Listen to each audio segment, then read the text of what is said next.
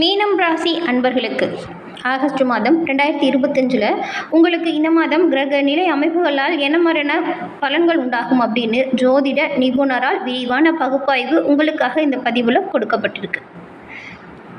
இந்த பூரட்டாதி 4ஆம் பாதம், உத்திராட்டதி மற்றும் ரேவதி நட்சத்திரத்தில் பிறந்தவங்க இந்த மீனராசிக்குரிய நபர்களாக இருப்பீங்க. மீனராசியின் அதிபதி யாரு அப்படின்னு பார்த்தா பிரகஸ்பதியாக திகழக்கூடிய குரு பகவான் தான்.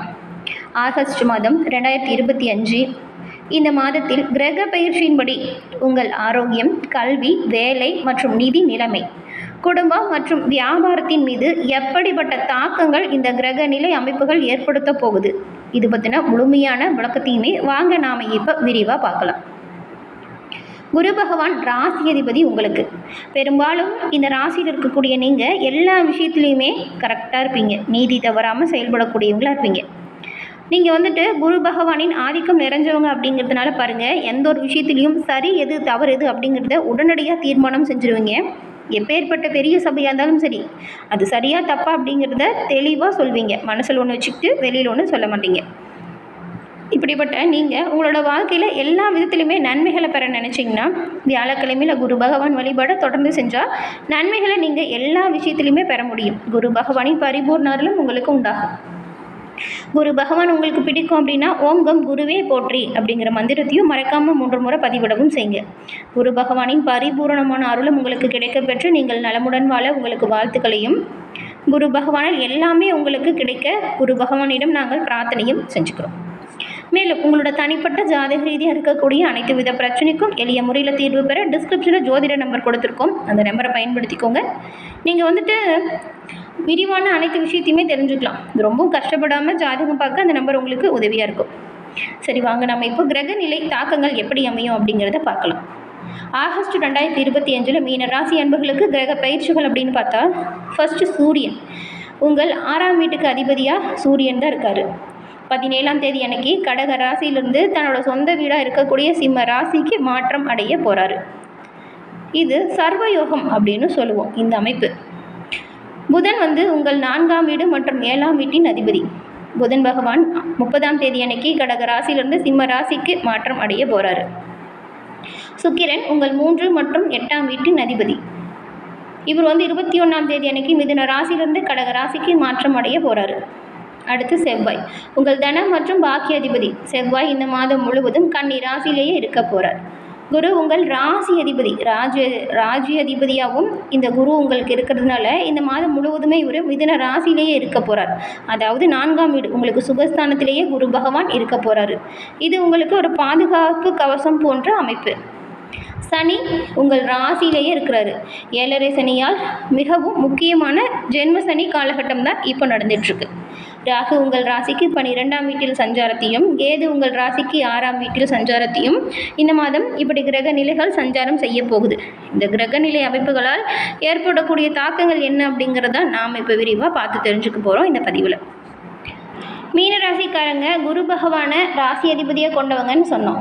இதனால தான் நீங்கள் பாருங்கள், பெரும்பாலும் இந்த ராசியில் இருக்கிறவங்க நீங்கள் கருணை உள்ளம் கொண்டவங்களாக இருப்பீங்க. மற்றவங்களோட கஷ்டத்தை புரிஞ்சுக்கிட்டு அவங்களுக்கு உதவக்கூடிய நபர்களாக இருப்பீங்க. உங்களுடைய கற்பனை வளம் ரொம்பவுமே சிறப்பாக இருக்கும். கலை மற்றும் இசை இதில் நாட்டம் உங்களுக்கு அதிகமாக இருக்கும். ஆன்மீகத்திலையுமே அதிக ஒரு ஈடுபாடு இருக்கும். தியானம் மற்றும் யோகா போன்றவற்றில் விருப்பமுடைய நபர்கள் தான் மீனராசி அன்பர்கள். நீங்கள் உங்களோட உணர்ச்சிகளை வெளிக்காட்டுறதுல தயக்கம் காட்ட மாட்டீங்க. சில நேரத்தில் சின்ன விஷயமா இருந்தால் கூட டக்குன்னு உணர்ச்சி வசப்பட்டுருவீங்க. பொதுவாகவே மீனராசிக்காரங்க பெரும்பாலும் நல்லவங்களாக இருப்பீங்க. மற்றவங்களோட அன்பாக பழகக்கூடியவங்க. உங்களோட அன்புக்கு மற்றவங்க கூட சரியான புரிதல் இருக்கணும் அப்படின்னு நினைப்பீங்க. மற்றவங்களோட உணர்வை புரிஞ்சுக்கிறதுல நீங்கள் ரொம்பவும் திறமையானவங்க. எந்த ஒரு விஷயத்தையுமே தொலைநோக்கு பார்வையோடு பார்ப்பீங்க. மீன ராசிக்காரங்களுக்கு படிக்கிறது ரொம்பவுமே பிடிக்கும். படிக்கிறதுல அதிகம் ஆர்வம் கொண்ட நபர்களாக இருப்பீங்க. இப்படிப்பட்ட உங்களுக்கு இந்த கிரகநிலை அமைப்புகளால் ஏற்படக்கூடிய மாற்றங்களும் தாக்கங்களும் என்ன அப்படிங்கிறத வாங்க நாம் இப்போ விரிவாக பார்க்கலாம். இப்போ சொல்லக்கூடிய ஒரு விஷயம், உங்கள் ஜென்ம ராசி அல்லது லக்கணம் மீனமாக இருந்தாலும் இந்த ஒரு பலனுமே பொருந்தும். மீன ராசியில் இருக்கக்கூடியவங்களுக்கு இது ஒரு முக்கியமான மற்றும் கலவைகளான பலனை தரக்கூடிய மாதமாக இந்த மாதம் அமைஞ்சிருக்கு. ஜென்ம சனியின் தாக்கத்தால் மன அழுத்தம், ஆரோக்கிய பிரச்சனைகள் மற்றும் பணிகளில் தாமதம் வரலாம்.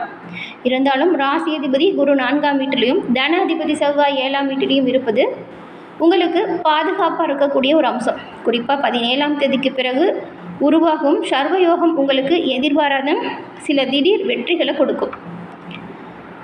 இந்த கிரகநிலை அமைப்புகளால் தொழில் மற்றும் உத்தியோகம் எப்படி இருக்கும்னு பார்க்கலாம். தொழில் ரீதியாக மாதத்தின் முற்பகுதி ஜென்ம சனியின் தாக்கத்தால் இருக்கும். உழைப்பிற்கு அங்கீகாரம் கிடைக்காது. ஆனால் 17ஆம் தேதிக்கு பிறகு 6ஆம் அதிபதி சூரியன் 6ஆம் வீட்டுக்குள்ளே வலு பெறும்போது சர்வயோகம் அப்படிங்கிற விபரீத ராஜயோகம் உருவாகும். இதனால் தொழிலில் எதிர்ப்புகள் மாறும், போட்டிகள் விலகும். போட்டியில் கூட அற்புதமான வெற்றி கிடைக்கும். உங்கள் உழைப்புக்கு ஏற்ற அங்கீகாரம் கிடைக்கும். பதவியில் மாற்றம் அல்லது சம்பள உயர்வு, ஊதிய உயர்வு, இந்த சிறப்பான விஷயம் ஏதாச்சும் நடக்கும். அதனால் உங்களோட பணிகளை கவனமாக சீரும் சிறப்புமாக செஞ்சு காட்டுங்க. நிதி நிலைமையை பொறுத்த வரைக்கும் நிதி ரீதியாக கொஞ்சம் கலவையான வாய்ப்பு தான். ஜென்ம சனி மற்றும் 12ஆம் வீட்டில் ராகு இருக்கும் பொழுது செலவு கொஞ்சம் அதிகரித்து தான் இருக்கும். அப்படி இருந்தாலும் தனம் மற்றும் பாக்கியாதிபதி செவ்வாய் 7ஆம் வீட்டில் இருக்கும் பொழுது வருமானத்திற்கு பற்றாக்குறை வராது. வியாபார கூட்டாண்மைகள் மூலம் அல்லது வாழ்க்கை துணை மூலம் பண வரவு வந்துக்கிட்டு தான் இருக்கும். மாதத்தின் 3ஆவது வாரத்தில் சூரியனின் பலத்தால் நிதி நிலைமை மேம்படும். பழைய கடன்களை அடைக்கக்கூடிய வாய்ப்பு உருவாகும். உங்கள் ராசி அதிபதி உங்களுக்கு பாதுகாப்பு கவசமாக இருக்கிறதுனால எவ்வளோ பிரச்சனை வந்தாலுமே அதை தவிர்த்து நல்ல ஒரு முன்னேற்றம் பெறக்கூடிய அமைப்பு உங்களுக்கு இந்த மாதம் உண்டாகும். எல்லா விஷயத்துலையுமே கவனமாக செயல்படுங்க. எவ்வளவு பாதிப்பு வந்தாலுமே அதில் பெரிய பிரச்சனை எதுவும் உங்களை நெருங்காது. கவனமாக செயல்படுத்துங்க. அதே போல் செலவு விஷயத்தில் கொஞ்சம் பார்த்து பக்குவமாக குறைச்சி பண்ணுங்கள். அது எதிர்காலத்திற்கான ஒரு நல்ல சேமிப்பாக கூட இருக்கலாம். சேமிக்க தொடங்க செலவு விஷயத்தை குறைச்சிக்கோங்க. குடும்ப வாழ்க்கையை பொறுத்த வரைக்கும் குடும்ப வாழ்க்கைக்கு இது மிகவும் நல்ல ஒரு நேரம் அப்படின்னு சொல்லலாம். ஏன்னா ராசி அதிபதி குரு 4ஆம் வீட்டில் சுகஸ்தானத்தில் இருக்கிறாரு. இந்த காலகட்டம் வீட்டில் ஒரு அமைதியும் மகிழ்ச்சியும் உண்டாகும். பெற்றோரின் ஆரோக்கியம் மேம்படும். 5ஆம் வீட்டில் சுப கிரகங்களின் சஞ்சாரம் பிள்ளைகள் மூலம் சில வாய்ப்புகள் நன்மையாக சேரும். குழந்தை பாக்கியத்திற்காக காத்திருக்கிறவங்களுக்கு இது ஒரு சரியான நேரம், சாதகமான நேரம். வாழ்க்கை துணையுடன் உறவு நல்லா இருக்கும். ஏதாவது ஒரு ட்ரீட்மெண்ட் பார்க்குறவங்களா இருந்தால் தொடர்ந்து பாருங்கள். கூடிய விரைவில் நல்ல விஷயம் உங்களை வந்தடையும். ஆரோக்கியத்தை பொறுத்த வரைக்கும் நீங்கள் கொஞ்சம் கவனம் செலுத்தணுங்க. ஜென்ம சனியால் சோர்வு, மனக்கவலை வரலாம். ராசி அதிபதி குரு வலுவாக இருக்கிறாரு.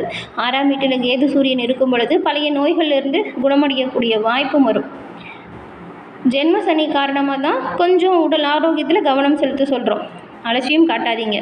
சரியான உணவு பழக்க வழக்கத்தை கடைபிடிங்க. மற்றபடி எல்லாமே நல்லா தான் இருக்குது. சின்ன சின்ன உடல் உபாதை அவ்வப்போது உங்களை தொல்லை தரும். அது வீட்டு வைத்தியத்திலே கூட சரியாகும். பெருசாக கவலைப்பட தேவையில்லை.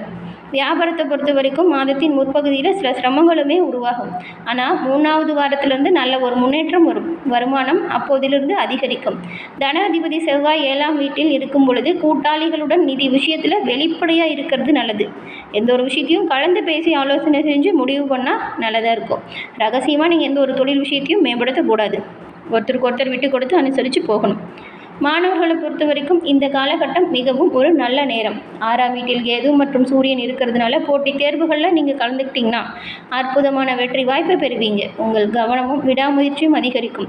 கடினமாக படித்தால் எதிர்பார்த்ததை விட அதிக வெற்றி வாய்ப்புகளை நீங்கள் பெற முடியும். அதே போல் இந்த மாதம் கிரகங்களின் எதிர்மறை தாக்கங்கள் குறையவும் சாதகமான பலன்கள் அதிகரிக்கவும் இந்த ஒரு விஷயத்தை, இந்த பரிகாரத்தை பின்பற்றினா நன்மையை பெற முடியும். அது என்னென்னா, சனி பகவான் ஜென்ம சனியாக இருக்கார். இது ஒரு மிகவும் முக்கியமான காலகட்டம். அதனால் நன்மை பெறணும்னு நினச்சா சனிக்கிழமையில் அனுமன் சாலிசா பாராயணம் செய்கிறதும், சிவன் கோவிலுக்கு சென்று சிவபெருமானுக்கு பாலபிஷேகம் செய்கிறதும் நல்லது. அது மட்டும் இல்லாமல் ஏழை எளிய மக்களுக்கு உங்களால் முடிஞ்ச உதவி செய்யுங்க, நன்மை உண்டாகும். ராகு விரிய ராகுவாக இருக்கிறார் இல்லையா, இவரால் வரக்கூடிய பிரச்சனை தீர, தேவையற்ற செலவுகள், மனக்குழப்பம் குறைய துர்காதேவி சோஸ்திரத்தை தினமும் பாராயணம் செய்வது நல்லது. கேது சஷ்டம கேதுவாக இருக்கிறாரு. எதிரிகள் மீது வெற்றி, ஆரோக்கிய பிரச்சனையிலிருந்து நிவாரணம் பெற தினமும் நீங்கள் கணபதியை தொடர்ந்து வழிபட்டு வந்தால் நன்மையை பெற முடியும். தினமுமே நீங்கள் எந்த வேலையை ஆரம்பிக்கிறதா இருந்தாலும் கணபதியை வணங்கிட்டு செய்யுங்க, நல்லது, நன்மை உண்டாகும். குரு ராசி அதிபதி. உங்கள் ராசி அதிபதியின் பலத்தை அதிகரிக்கவும் நீங்கள் என்ன செய்யலான்னு பார்த்தா, பெரியவங்களையும் குருமார்களையும் மதித்து போற்றுங்க. ஒவ்வொரு வியாழக்கிழமையிலுமே குரு பகவான் வழிபாடை தொடர்ந்து செய்யுங்க. குரு பகவானின் மந்திரத்தை தொடர்ந்து பாராயணம் செய்யுங்க, நல்லது நடக்கும். குரு பகவானின் அருளால் எல்லாமே நல்லதாக நடக்கும். எல்லா நன்மைகளும் உங்களை வந்தடைய நாங்கள் வாழ்த்துக்களையும் சொல்லிக்கிறோம். என மீனராசி என்பர்களே, இந்த பதிவு நீங்கள் பயன்பெறும் வகையில் அமைஞ்சிருக்கும்னு நினைக்கிறோம். பதிவு பிடிச்சிருந்தா லைக் பண்ணுங்கள். உங்களோட நண்பர்கள் மீன ராசியாக இருந்தால் அவங்களுக்கும் இந்த பதிவை ஷேர் பண்ணுங்கள். நீங்கள் இப்போ தான் ஃபர்ஸ்ட் டைம் நம்மளோட சேனலை பார்க்குறீங்க அப்படின்னா மறக்காமல் நம்மளோட சேனலை சப்ஸ்கிரைப் பண்ணி வச்சு கூட வருதுலையா பெல் ஐக்கான் அதை கிளிக் பண்ணி வச்சுக்கோங்க. அப்போ தான் நாங்கள் போடுற பதிவுகள் தொடர்ந்து நோட்டிஃபிகேஷன் மூலம் உங்களை வந்தடையும் அப்படிங்கிறது தெரிவிச்சுக்கிறோம். தொடர்ந்து பார்த்தமைக்கு நன்றி நேயர்களே.